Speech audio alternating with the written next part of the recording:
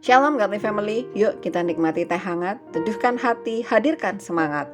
Firman Tuhan pagi ini terambil dari surat 1 Timotius pasal yang keempat ayat yang pertama hingga ayat yang ke-16.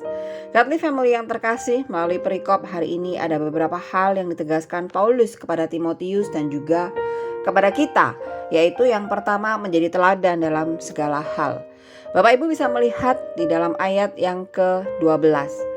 Janganlah seorang pun menganggap engkau rendah oleh karena usia yang masih muda, tetapi jadilah teladan dalam perkataan, tingkah laku, kasih, kesetiaan, dan kesucian. Hal ini menegaskan bahwa seseorang yang berkenan di hadapan Tuhan dan dihargai di hadapan manusia itu bukan karena usia, jabatan, gelar, dan juga pangkat, tetapi oleh karena karakter manusia itu sendiri. Pemimpin yang sejati tidak dilihat dari gelarnya ataupun kekuasaannya, tetapi bagaimana dia menjalankan kehidupannya sendiri dan juga keluarga ataupun orang-orang di sekitarnya. Timotius orang muda, namun ia dipercayai oleh Paulus untuk melayani di Efesus. Dalam hal ini tidak secara otomatis Timotius menjadi sempurna dalam seluruh kehidupannya. Tetapi Paulus meyakini bahwa sebagai orang yang masih muda, Timotius bisa diarahkan dan diingatkan untuk tetap bertahan dan menjadi teladan di dalam hidupnya. Paulus juga telah memikirkan bahwa kaum muda sangat potensial dalam banyak hal, sehingga dia tidak ragu terhadap Timotius. Itu sebabnya kenapa Paulus menasehatkan agar Timotius dan juga kita menjadi teladan dalam segala hal.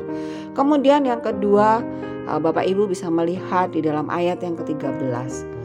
Teladan yang baik tidak hanya terlihat dari luarnya saja, tetapi harus juga nyata di dalam diri orang tersebut.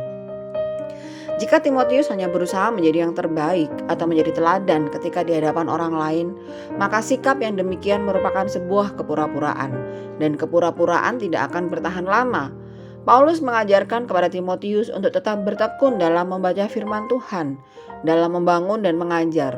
Hal ini menegaskan agar ia tetap bisa melakukan tugas pelayanan dengan baik ketika ada ketekunan dalam membahas firman Tuhan.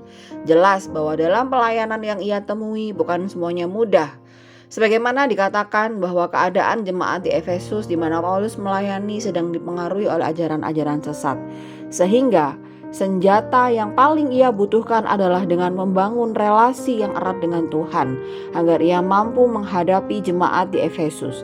Ketekunan yang dituntut di sini bukan hanya di dalam membaca dan merenungkan firman Tuhan, tetapi ketekunan menjadikan seseorang yang bijak dalam mempergunakan karunia yang ada padanya.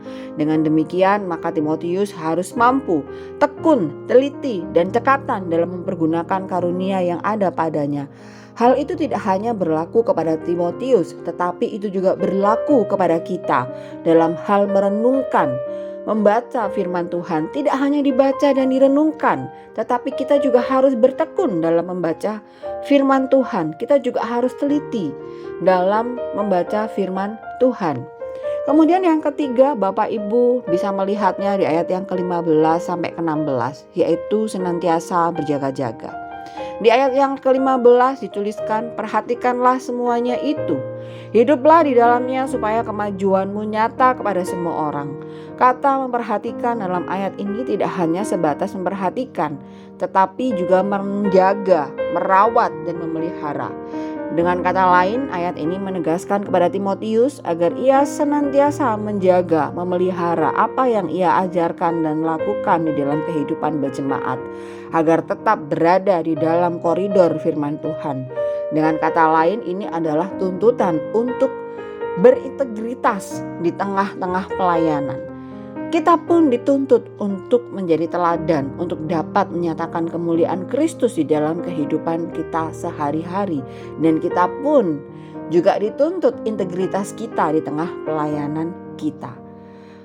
Godly Family yang terkasih, Kristus adalah teladan sejati kita. Maka kita pun harus menjadi teladan bagi orang-orang di sekitar kita, sehingga orang bisa melihat bahwa Kristus ada dalam hidup kita, dan kita bisa menjadi saksi-saksi Kristus. Mari kita berdoa.